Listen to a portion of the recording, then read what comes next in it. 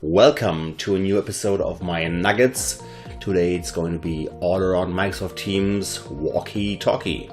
Microsoft has announced this news, I think it was Friday, and I just received a new blog post, so it's pretty new and fresh.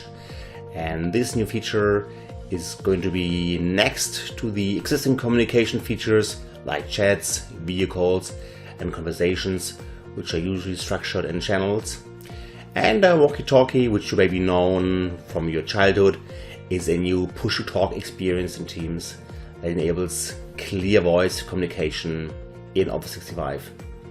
And it's pretty easy actually. It's part of the mobile app experience. You have one single button. If you want to talk, you just push the button, you talk, and then you just leave the button, just let it go, and then you can send immediately this message. It's going to be available on a smartphone and on a tablet, and it's going to turn these devices into a walkie-talkie with no cost from your side.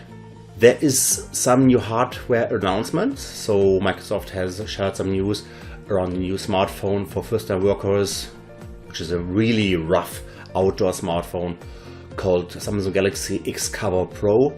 This was also announced a few days ago. That's new cooperation with Microsoft and Samsung. So this mobile should be the first mobile which is going to have a hardware button for this Teams walkie-talkie feature. Maybe you have seen the young generation, the millennials and teenagers, which are using WhatsApp like a walkie-talkie. They're sending voice messages all the time. So for me it seems that they don't write anymore, they just use emojis and they just use voice messages. And I think you've seen it. And when I'm talking to my teenagers, to my kids, I have conversations where I'm asking them, hey listen, why do you need it? Why there's a need to share voice messages? Because I never do it actually. So here in my podcast I have my son sitting next to me, he's 15 years old, and I'm going to ask him right now why he's using this kind of technologies and what is his aspects of value around it. So please, Joel, welcome to this podcast, and please share your personal insights. Why would you use this kind of features in Microsoft Teams if it would be available to you? Thank you very much. In my opinion, with this kind of technology, it's very easy to share emotions, which helps to connect better to people. And it delivers more content in shorter time, and I think this is one of the main aspects of this new technology.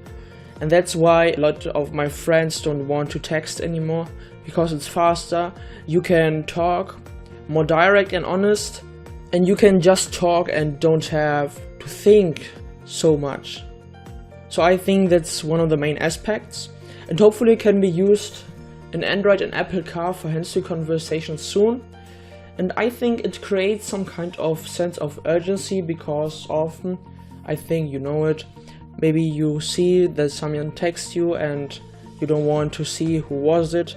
And so this kind of conversation would do another feeling this.